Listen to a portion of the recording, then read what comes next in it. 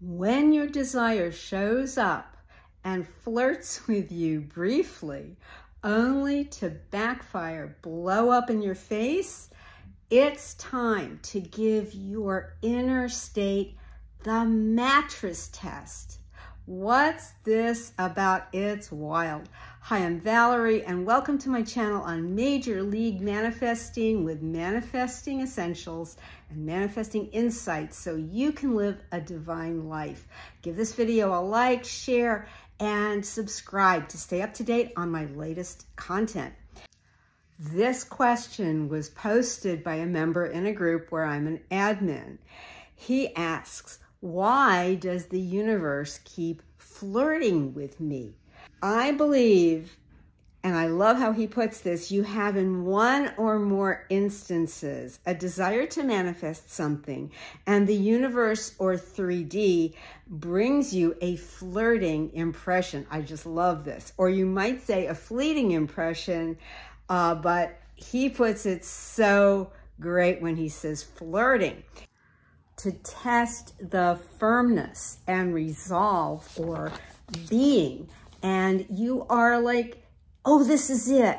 Unexpectedly manifested the another way around. What is the attitude or state at such a flirting moment is how he puts it. So it seems like your desire shows up and does a 180 and ghosts you. Off it goes. Right here, it's good to look at what flirting is. It means acting as though attracted to or trying to attract someone, but for amusement rather than with any serious attention. If you've ever flirted with somebody or if you're something of a flirt, you know what this is. It's the fun experience of the conversation, but without any attachment to any sort of outcome. And while we talk about being not attached to things, in some cases, the person that's being flirted with may think there's more going on than actually is, that there's really nothing under the surface. It's all on the superficial level of entertainment.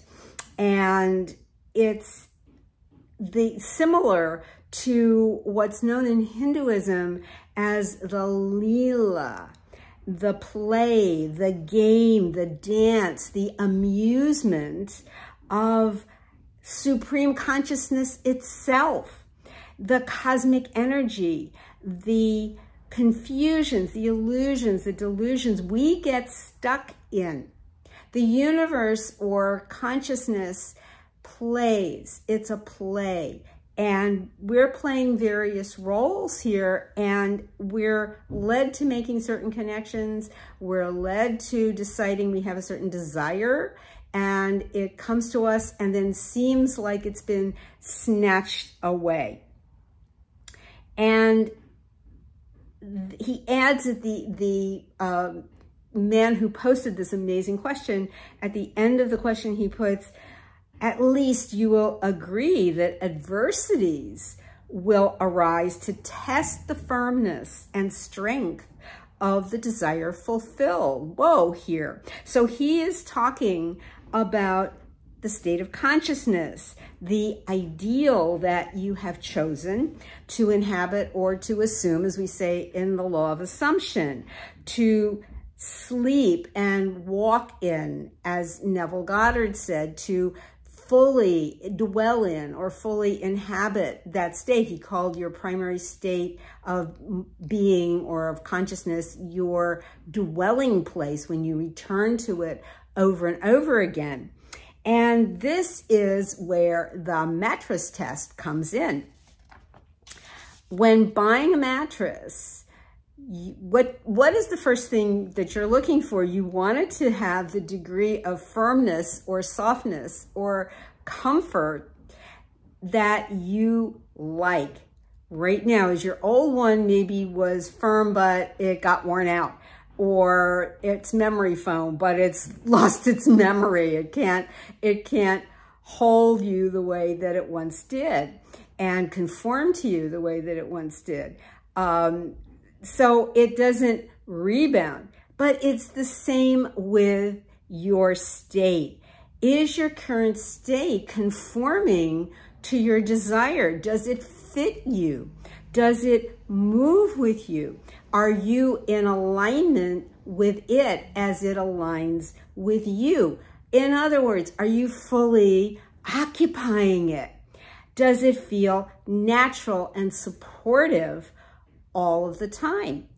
Is it strong? Will it endure long enough to bring you rest and comfort consistently?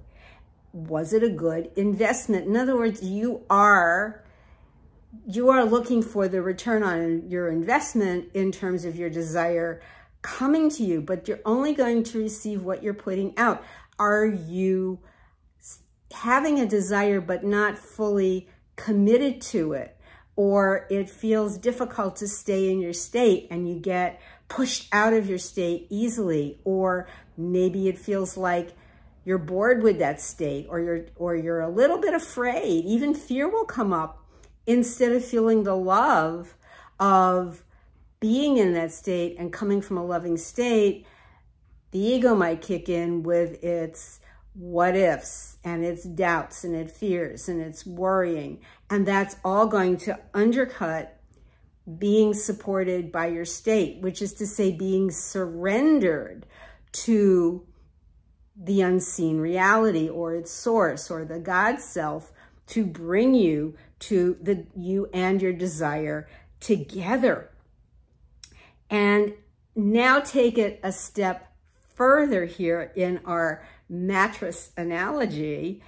You are the mattress and the one sleeping on it, as you are the state and the occupier of the state. It's all you. Your state is you and you are your state. Now, going back to this group member's question about adversities and the universe flirting, take another look. And I responded that we will always receive what we imagine, with no exceptions, always. And beyond that, we told God what we wanted. You can imagine that the job, the SP, the new car, etc., came to you because your state is, I am the one, I am the man who always receives blessings. But that does not stop speed bumps or obstacles from manifesting. Neville Goddard said this: everything that arises, everything that befalls you was manifested by you.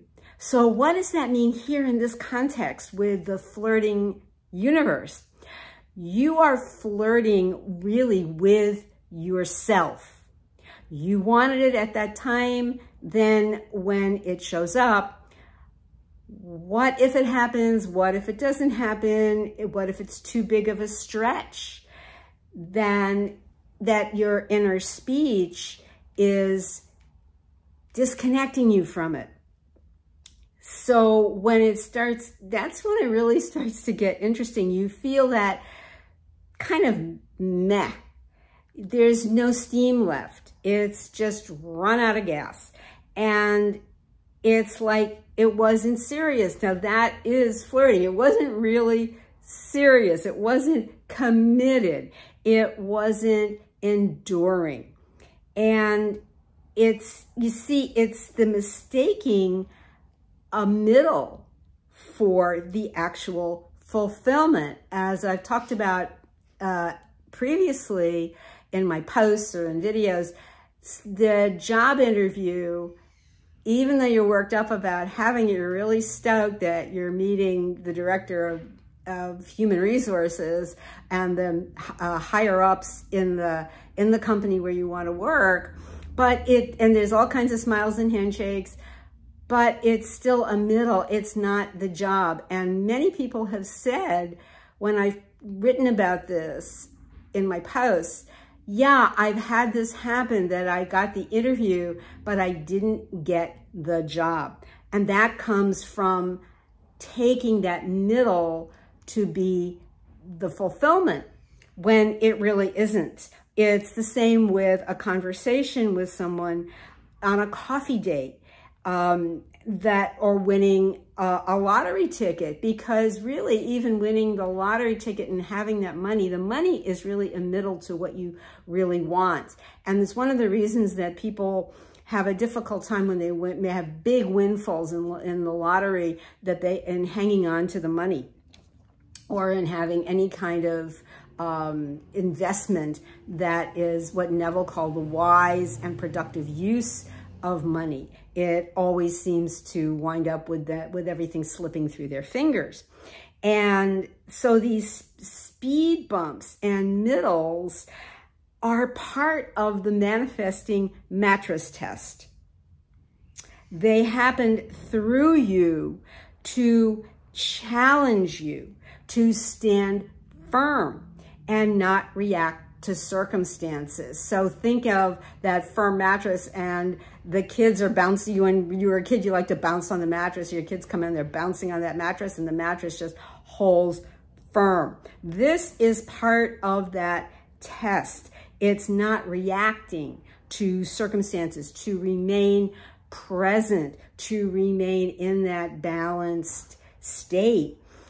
This is very major stuff in terms of understanding who you are. You are the operant power that makes the law of assumption happen. As Neville Goddard said, the law does not operate itself. It may be cosmic law, but it takes you to make that law work. As my mentor, Mr. 2020, has said, you're driving the bus.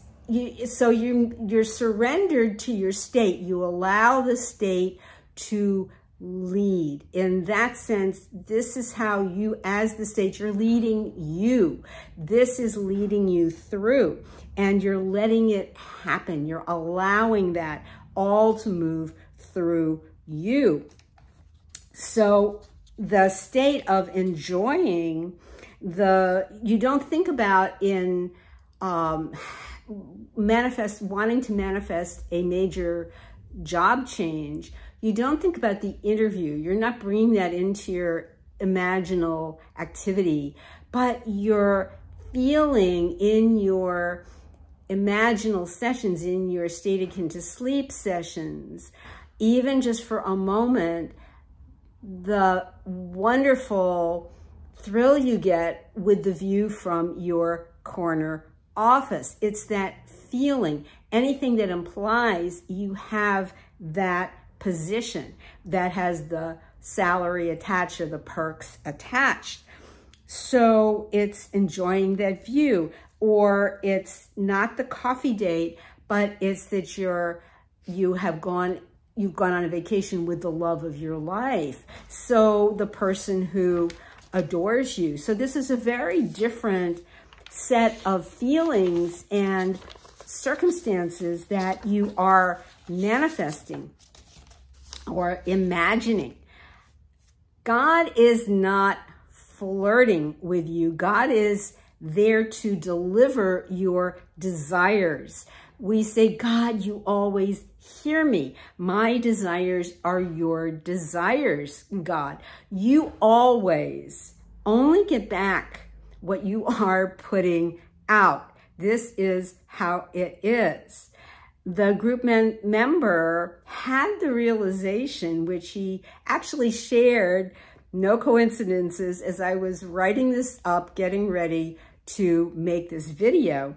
And he shared, if we are able to sustain the elated or elevated state without succumbing to negativity, then we are good to go to a higher embodiment of the God self. What a great insight he had here. And also, it's about choosing to come from love rather than doubt or fear. And he even came, as he said, he stumbled upon, but again, no coincidence, he stumbled upon the Bible verse that accompanies this. It's James 1, verses 2 and 3. When troubles of any kind come your way, consider it an opportunity for great joy. For you know that when your faith is tested, your endurance has a chance to grow. So that is an amazing Bible quote, because it's reminding us what James has said, reminds us to have that gratitude for what we're seeing, for expanding our awareness, for noticing when these trials, these seeming trials have shown up, that we are to make that mattress test work and stand firm and endure.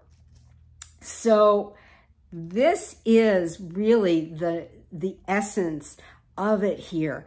And it's remembering your divine nature, always choosing to come from love. If you notice fear showing up, doubt showing up, confusion showing up, just be aware of that and say, thank you for showing me, God, that this is what I'm feeling.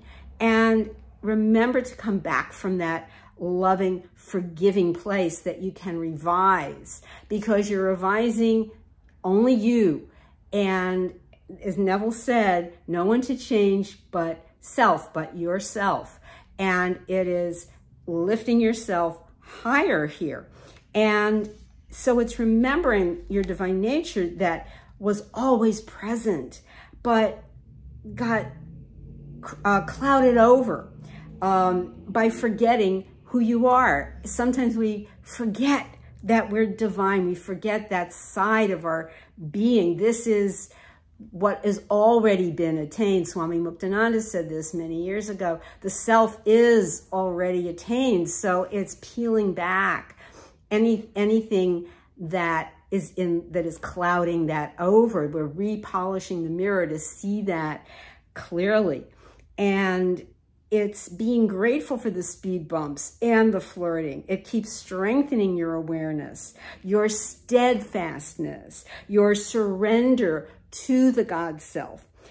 Thank you so much for watching, for giving this video a like, for subscribing, and for sharing. And so this channel can keep on growing and giving you new content. Thank you so much as we become a community. Love you, boo. See you in the next video.